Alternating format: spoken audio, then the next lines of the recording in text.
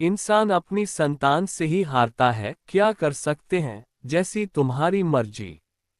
मोनिका हंस पड़ी, पापा यह हार जीत नहीं है, ये प्यार है। उधर मीरा मुस्कुराती हुई शिविन से कह रही थी, ठीक है फिर, प्यार है तो फिर हम क्या कर सकते हैं। बात ही खत्म।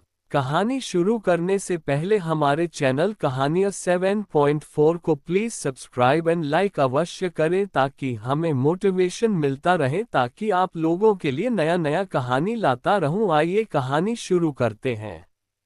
हाइड पार्क सोसाइटी वैसे तो ठाणे के काफी पॉश इलाके में स्थित है।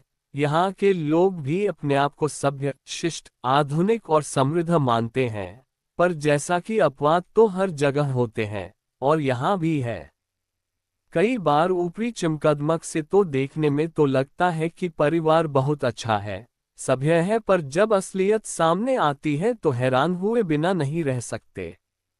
ऐसे ही दो परिवारों के जब अजीब से रंग सामने आए तो यहाँ के निवासियों को समझ ही नहीं आया कि इनका क्या किया जाए, हंसे या इन्हें टोके। बिल्डिंग नंबर 9 के फ्लैट 804 में रहते हैं रोहित, उनकी पत्नी सुधा और बेटियां सोनिका और मोनिका। इनके सामने वाले फ्लैट 805 में रहते हैं आलोक, उनकी पत्नी मीरा और बेटा शिविन। कभी दोनों परिवारों में अच्छी दोस्ती थी, दोनों के बच्चे एक ही स्कूल कॉलेज में पढ़ते रहे। दोनों दंपत्ति बहुत ही जिद्दी, घमंडी और गुस्सैल हैं। जो भी इन परिवारों के बीच दोस्ती रही, वो सिर्फ इनके प्यारे, समझदार बच्चों के कारण ही। अब 1 साल के आगे पीछे शिविन और सोनिका दोनों आगे की पढ़ाई के लिए लंदन चले गए हैं। मोनिका मुंबई में ही फैशन डिजाइनिंग का कोर्स कर रही है। सब ठीक चल ही रहा था कि सोसाइटी में कुछ लोगों ने आमने सामने के खाली फ्लैट खरीद लिए और अब उनका बड़ा सा घर हो गया।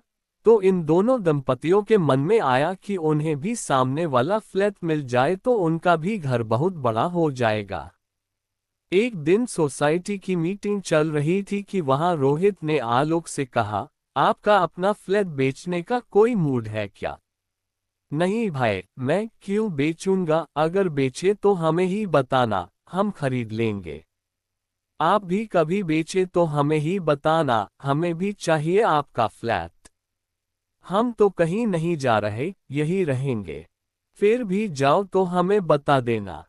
आजकल तो आसपास बढ़िया सोसाइटी है, आप वहां भी देख सकते हैं बड़ा फ्लैट। आप अपने लिए क्यों नहीं देख लेते वहां बड़ा फ्लैट? हमें यही सोसाइटी अच्छी लगती है। बात यहीं खत्म नहीं हुई। ये बात जो लोग भी सुन रहे थे, उन्होंने दोनों की आवाजों में बढ़ रही कड़वाहट महसूस की। घर जाकर रोहित ने सुधा से कहा, इस आलोक को तो मैं यहां से भगा कर दम लूंगा। अपने आप को समझता क्या है। उधर आलोक भी शुरू थे, मीरा यह मुझे जानता नहीं है।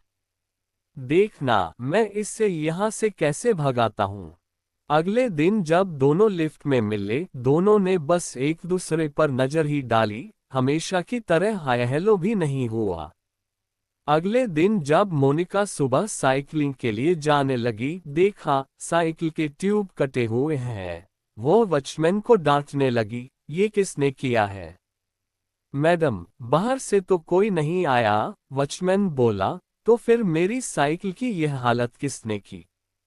वॉचमैन डांट खाता रहा, वो तो लगातार यही था, पर साइकिल को तो जानबूझकर खराब किया गया था, ये साफ साफ समझ आ रहा था। मोनिका घर जाकर चिट-चिट करती रही, किसी को कुछ समझ नहीं आया कि किसने किया। उधर आलोक घर में अपने आप को शाबाशी दे रहे थे कि रोहित बाबू, अब आगे देखना क्या क्या करता हूं तुम सबके साथ। जब दो चालाक लोग आमने सामने होते हैं तो किसी की कोई हरकत एक दूसरे से छिपी नहीं रह पाती, दोनों एक दूसरे की चालाकी तुरंत पकड़ लेते हैं। यहाँ भी रोहित समझ गए कि किसी बाहर वाले ने आकर मोनिका की साइकिल खराब नहीं की है, यह कोई बिल्डिंग का ही रहने वाला है। पूरा शक आलोक पर था, जो सच ही था। सोचने लगे कि यह हमें ऐसे परेशान करेगा, मैं करता हूं इससे ठीक। उन्होंने सुबह बहुत जल्दी उठकर अपना डस्टबिन आलोक के फ्लैट के बाहर ऐसे रखा कि जो भी दरवाजा खोले डस्टबिन गिर जाए और सारा कचरा बिखर जाए। आलोक और मीरा सुबह सैर पर जाते थे, एक ही बेटा था जो बाहर है। सुबह सुबह आलोक ने दरवाजा खोला तो कचरा फैल गया। वह भी समझ गए कि किसका काम है। फौरन रोहित की डोरबेल बजा दी, एक बार नहीं कई बार बजा दी। रोहित ने तो रात में ही डोरबेल बंद कर दी थी। रोहित कीहोल से आलोक को गुस्से में चिल्लाते देख रहे थे। फ्लोर पर जो 2 फ्लैट्स और थे उनमें बैचलर्स रहते थे। इस चिल्ली चिल्लम पर उन्होंने दरवाजा खोला और आलोक से पूछा, क्या हुआ अंकल? ये देखो कैसे गंवार है, कैसे रखा डस्टबिन। बैचलर्स को इन बातों में जरा इंटरेस्ट नहीं था। उन्होंने सर को यूं ही हिलाते हुए अपने फ्लैट का दरवाजा बंद कर लिया, जैसे कह रहे हो, भाई खुद ही देख लो, हम तो किराएदार हैं। लंदन में साउथ हॉल में शिविन और सोनिका एक दूसरे के हाथों में हाथ डाले बेफिक्र घूम रहे हैं। सोनिका के कॉलेज में ट्रेडिशनल डे है और उसे सूट सलवार पहनना है। यहाँ ट्रेन से उतरते ही इस एरिया में आते ही ऐसा लगता है जैसे पंजाब आ गए हों। पूरा एरिया पंजाबी है। इंडियन सामानों की दुकानें आदि सब कुछ मिलता है यहाँ। सोनिका ने कहा, शिवू पहले रोड कैफे में बैठकर छोले भटूरे खा लें, फिर कपेंगे ले लेंगे। हाँ बिल्कुल, ये रोड कैफे तो हमारे प्यार से जुड़ा है, यहीं हम मिले थे न सबसे पहले। सोनिका खिलखिलाई, हाँ मैं तो गह ही उठी थी, कब के बिछड़े हुए हम कहाँ आके मिले। दोनों ने ऑर्डर दिया और एक कोना खोजकर बैठ गए। शिविन ने कहा, बस अब अच्छी जगह प्लेसमेंट हो जाए, जॉब शुरू हो तो शादी करें। हाँ सही कह रहे हो। ये बताओ घर वालों का क्या करना है? मुझे नहीं लगता कि तुम्हारे पेरेंट्स नॉन सिंधी लड़की को एक्सेप्ट करेंगे। न करें, हमारी शादी तो होकर रहेगी। तुम मेरे बचपन का प्यार हो, उन्हें ये पता नहीं है कि हम यहाँ लिव इन में ही रह रहे हैं। वक्त आने पर बात कर लूंगा उनसे। शिविन और सोनिका एक दूसरे के प्यार में पोर डूबे हैं और उधर इंडिया में किसी को भनक भी नहीं कि लंदन में क्या चल रहा है। शुरू शुरू में कुछ दिन दोनों किसी और फ्रेंड्स के साथ रूम शेयर कर रहे थे, फिर एक दिन यही रोड कैफे में दोनों टकरा गए तो तब से ही साथ हैं। जो बात इंडिया में दोनों एक दूसरे से नहीं कह पाए थे, यहाँ आकर कही कि दोनों एक दूसरे को हमेशा से पसंद करते रहे हैं। अब तो दोनों बहुत आगे निकल चुके हैं। दोनों के पेरेंट्स आजकल चल रहे आपस की लड़ाइयां और शीत युद्ध को विदेश में पढ़ रहे अपने बच्चों को नहीं बताते कि बेकार में क्यों उन्हें पढ़ाई में डिस्टर्ब करना। और बच्चे तो होशियार हैं ही, हवा भी नहीं लगने दे रहे कि इंडिया में तो आमने सामने के पड़ोसी थे, अब तो एक साथ ही रह रहे।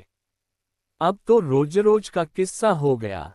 रोहित और आलोक दोनों इसी कोशिश में थे कि परेशान होकर सामने वाला फ्लैट बदल ले, पर दोनों गजब का इंतजार कर रहे थे। नित नए प्लान बन रहे थे। दरवाजों पर जो मिल्क बैग टांगा जाता है, उसमें से दूध 2 की जगह एक पैकेट ही निकलता। कभी उस दूध के पैकेट में एक छेद कर दिया जाता जिससे सारा दूध रिसकर जमीन पर फैल जाए। सीढ़ियों से उतर कर आने वाले लोग दोनों परिवारों को कोस कोस कर चले जाते। सबको पता चल गया था कि क्या क्या हो रहा है। ऐसे में मैनेजिंग कमेटी की मुश्किल बहुत बढ़ गई थी। दोनों लोग रोज ऑफिस जाते और एक दूसरे की शिकायत करते। हरकतें इतनी सफाई से की जा रही थी कि कोई सबूत किसी को न मिलता कि किसने क्या किया है।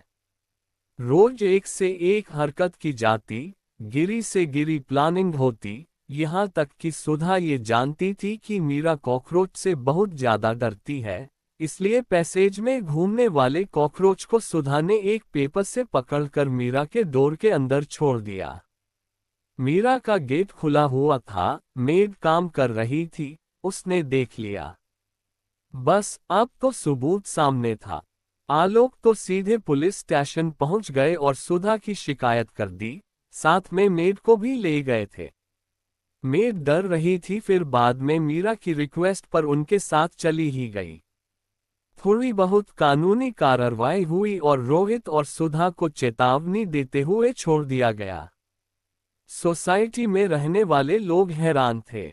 अपने फ्लैट को बड़ा करने के लिए दूसरे फ्लैट वालों को कैसे परेशान किया जा रहा था।